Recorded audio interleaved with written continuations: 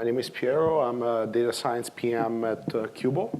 And today I'll be talking about, can we turn down the volume a little bit? I hear some feedback. And I'll be talking about a benchmark study that we've done of different deep learning frameworks on our platform.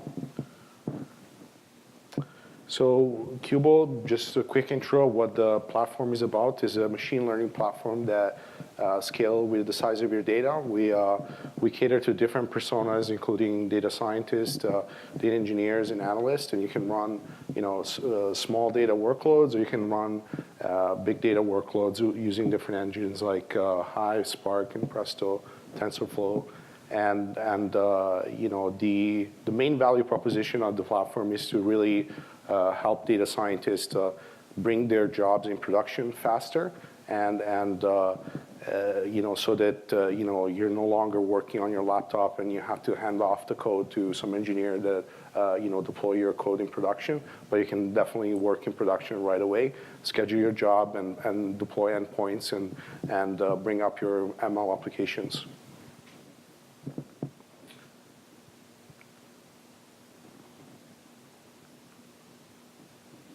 So the agenda for today, many of you know, but just for those of you who don't know, what is deep learning and what use cases need deep learning, and how is deep learning different from machine learning, and then what is our offering for deep learning on Qubole, and then I'm going to talk about the benchmark study of multi-GPU training, essentially how to accelerate your training time for a deep learning model using TensorFlow and Keras.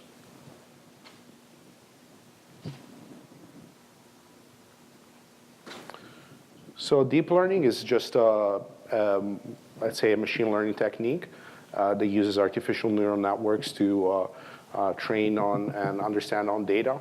It's really not new. It's been around since the 60s, and it just more recently we've seen this technology evolve with the use of deeper learning, in the sense of more layers of neural networks that you can train your data on, and it essentially extracting features from your data that were hidden or used directly from your image or your text.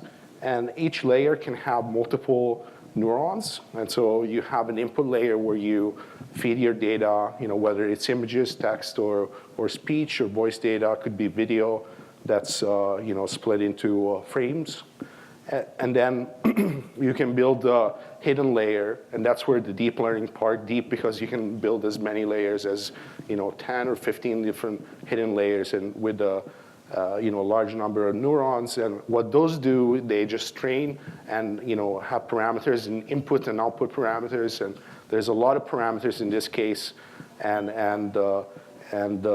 they make predictions. You can build a classification or prediction, or even unsupervised learning models. And then there's an output layer where your predictions get output.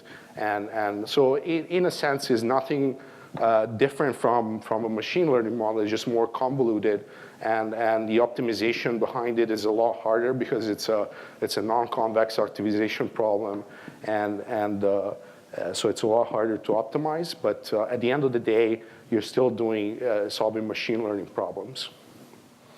So why has been deep learning arose in the last few years is it solves problems that much better than traditional machine learning techniques, especially for unstructured data. So we see the rise of use cases around audio data, images, text documents. So things like speech-to-text transcription, voice identification.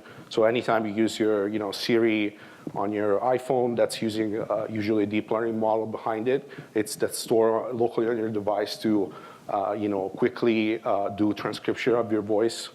And we see all sorts of application, but the commonality is that machine learning haven't done a very good job at with traditional with unstructured data, like audio, images, and text document. And so deep learning has evolved both with the deep learning the use of more convoluted networks, as well as the training on larger sets of data for training.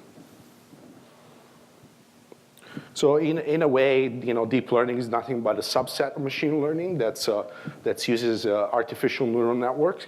So if you look at the field of artificial intelligence, which is you can make claims around what that means, but it's essentially the ability to learn and reasons like human, and machine learning is a part of it, and deep learning is a subset of it. So what I'm going to talk about today are a couple of technologies. Many are familiar. Many of you may be familiar with them. It's TensorFlow. It's an open source library with a Python interface. As a lot of it is written in C++, but most of the API calls are available in Python. It's more or less the dominant deep learning framework. There's other out there like CNTK, PyTorch, but really, most practitioners use TensorFlow. And then I'm going to talk about Keras. And what Keras is just a high-level API for creating neural networks that can use different deep learning libraries in the backend, like TensorFlow, Tiano, or CNTK. And what it does is just sacrifices some customization for ease of use.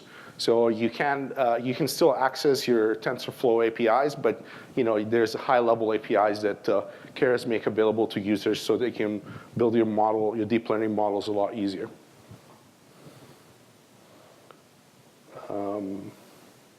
Yep. So Qubole offers a deep learning cluster. So what today customers are doing, they're doing they're using deep learning. You can do a few things. You can, download the data on your laptop and, train it using a local laptop, and that's not going to be very effective because you're using a very small batch of data. So the next, iteration would be to use a cloud VM and with a GPU instance, and go and compile your TensorFlow library, and with the latest GPU acceleration library like cuDNN and CUDA, which are made by NVIDIA. And that's a very expensive process for data scientists to do. And because they have to compile the TensorFlow with the specific library that's working with the hardware of that instance in the cloud, essentially they have to do DevOps work to get it started and start using, so it might take you like 3 weeks, 4 weeks of work before you can actually go and start training your model. So that's extremely painful. So what we've done is we're working in a couple of areas. One is the area of GPU support, and the other one is around the distributed training. And here I'm lumping distributed training, parallel and distributed training. Parallel meaning on a single machine, distributed meaning across nodes. But we're working in both directions. And essentially what we've done, we compiled those TensorFlow libraries for you, so you can spin up a cluster and you can start working the TensorFlow library immediately and use our UI, immediately to train your models right away with a cloud-hosted notebook interface. It's right now it's available on AWS, and we're soon launching in Azure. In terms of distributed training, so TensorFlow hasn't really it doesn't really have a dominant technology today for distributed training. So you can use TensorFlow library, but essentially you have to specify inside of the code. If you want to set up a distributed training job across multiple nodes, you have to specify inside the code the IP addresses of the node. You have to specify how to distribute the data across the node, and you have to essentially do a lot of code changes to your model if you're trying to train on a single machine versus a distributed architecture. So for instance, if I were to give an example of what it takes to train a Spark model, there's very little difference between training a model on a single machine versus doing it on a distributed job, because Spark does a lot of work in the back end to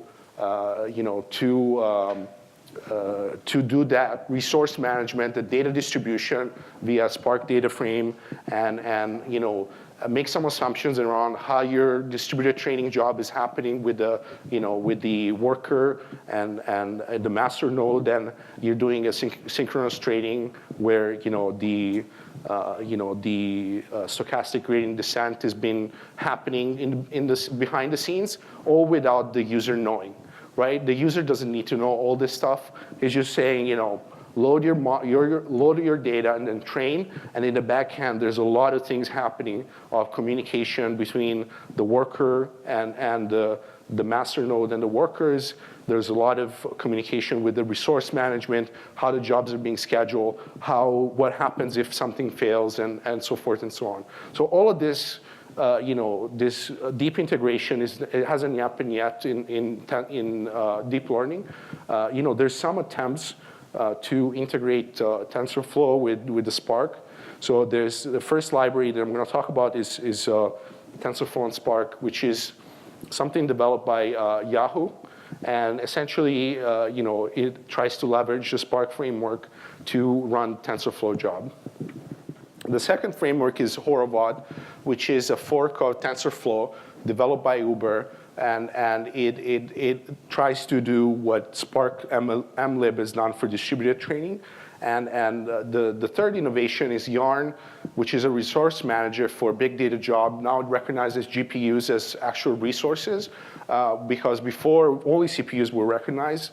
So that's important, because for scheduling job across GPUs, you need the resource manager to understand that. And then finally, native distributed TensorFlow. They're doing a lot of innovation with the integration with Kubernetes, a project called Qubole. So these are the type of instances that are available on AWS today. And I'm not going to go through the details, but the take-home message here, there's 3 cards, GPU cards available. There's V100, K80, M60. And those are different GPU cards and different number of GPUs per instance. And essentially, you can select instances where there's multiple GPUs. So even if you have a single node, you can train in parallel across GPUs to accelerate your deep learning training. And you can handle a decent size of jobs up to, say, 200 gigs of data in less than an hour for training. If you're parallelizing your training job, using this distributed training or parallel training inside a single node. So why do we need GPUs anyway? So going back to the previous discussion about deep learning has a lot more parameters than traditional machine learning. You can have up to 1 million, 2 million parameters that need to be estimated in a single job if you have a highly complex model. And what that means is that it takes a long time to train those models. And in order to accelerate training time, then you need a special architecture, and that's where GPU came up. So here I'm showing a simple matrix multiplication, which is the essence of what happens when you're trying to optimize a deep learning model. In the back end, you're running an optimization problem. So you're multiplying matrices of different size. So on the x-axis, you're seeing the size of the matrix. It's a square matrix with rows and columns from 5 to 2,000 rows. And then on the y-axis, how much faster GPUs are to train compared to CPUs. So you'll see that the GPUs are anywhere from 50 to 2,000 times faster than CPUs to train. So that has huge implications on your training time. So and I'm going to quickly review the benchmark, but the take-home message is, if you're working on deep learning and you're waiting 2 days for the training job to finish, you can use GPUs, one step. The second step is you can actually use multi-GPU training to accelerate your training even faster. And you'll go from 2 days to 1 hour in no time. And that's the take-home message. I'll do the benchmark with TensorFlow versus Keras using multi-GPU training. And I'll see whether the actual training time decreases as you increase the number of GPUs. So to do that, I use a benchmark ImageNet dataset. It's an industry standard dataset for image recognition problem. Contains over 1 million of images with 20,000 classes. And the image size about 64 by 64 times 3, which is the color scale of RGB. The model I'm using is one of the most performing neural networks for image recognition problem. There's even more convoluted and complex, but just to give you the idea, there's 16 layers of convolutional neural networks, and each layer can have up to 512 neurons. So you're talking a very large model with a lot of parameters, and this is a highly performing model that you can use today.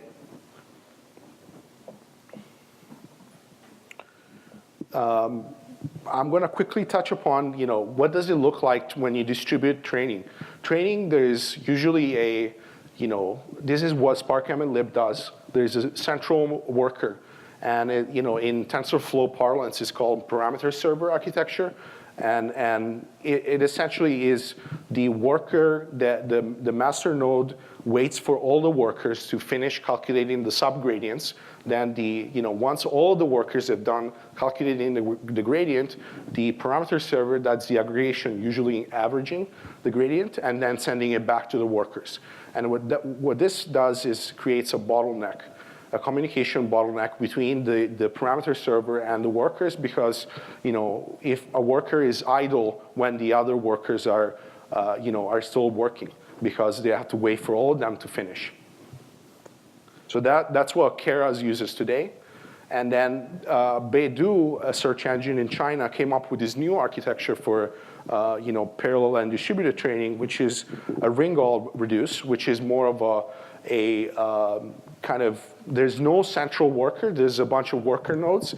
They're just sending subgradients to the neighbor, and their neighbor is sending a subgradient to the next neighbor, and so forth. And it's proven through its experimentation that this architecture scales actually linearly up to 250 GPUs. As opposed to the parameter server architecture, which has a communication bottleneck. So as the number of nodes increases, it doesn't, the training time does not decreases. So this is, the training time of the VGGNet model on the ImageNet, which is a data set of about 200 gigs. And you see that using batch size 128, 128 on a G3 instance family, it goes from 38 minutes all the way to 12 minutes when you increase the number of GPUs from 1 to 4. So essentially, it reduces almost by a factor of 4. So it expects, what we expect actually happens is that there is a linear decrease of training time as the number of GPU increases. The second test that we did is using Keras, which uses a parameter server architecture. And we see that, while slower and not performing on the same hardware, we see a significant reduction in time from, that are similar to TensorFlow using a ring-all reduce architecture. The third result is a bit surprising, is going from 1 to 8 GPUs. We see that actually up to 4, there's a linear reduction, and then from 4 to 8, there's no reduction in training time. And this is a bit of a puzzle to us. I think, so in the back end, and there's a long discussion that we can have, but we're using an experimental API in TensorFlow called Mirror Strategy. And this was launched just in TensorFlow 1.9. And my hypothesis is that they haven't fully optimized for a large number of GPUs to train and reduce in the training time. But nonetheless, we're still seeing a significant reduction in time up to 4 GPUs. This is the take-home message here is, when you're doing these training jobs, there's a cost-performance trade-off that you have. GPUs are very expensive. Can cost like up to, one GPU can cost $1 an hour to rent, as opposed to a CPU that costs a fraction of that. So when you're doing distributed training, you have to think of what is the cost performance trade-off in terms of, waiting for the model to happen versus the money that you're paying to accelerate training. So we're seeing here that, that some instances have a better performance and cost performance trade-off than others. So on the x-axis, we have how much it takes per iteration on that particular instance type versus how much it costs on that instance type to train for one iteration. So the take-home message is that the G3 4x large and 16x large and the P3 2x large are the most performing in terms of this trade-off, cost performance trade-off. So the final, and the summary of that benchmark, all of that mouthful to say, if you're doing deep learning and you're not using GPUs, you should be using GPUs. And if you're not using multi-GPU training, you should be using multi-GPU training because that'll increase your productivity by 4 to 8 times. You won't be waiting around for your models to train. I think. Well, key takeaways: deep learning works with audio, text, and image data. Deep learning needs GPU acceleration. We're working on GPU support in distributed training, and then multi-GPU training can reduce your training time. If you want to know more, we have some blog posts and some resources online, so check us out. Thank you. Any questions? Questions for Piero? So earlier we heard about matrix factorization for collaborative filtering and recommendation engines. I've seen it implemented in TensorFlow, kind of on a low level, where just somebody implements the sort of matrix factorization math. Do you think that would benefit from multi-GPU training? All matrix operations will benefit from GPU acceleration. Cool. Yeah.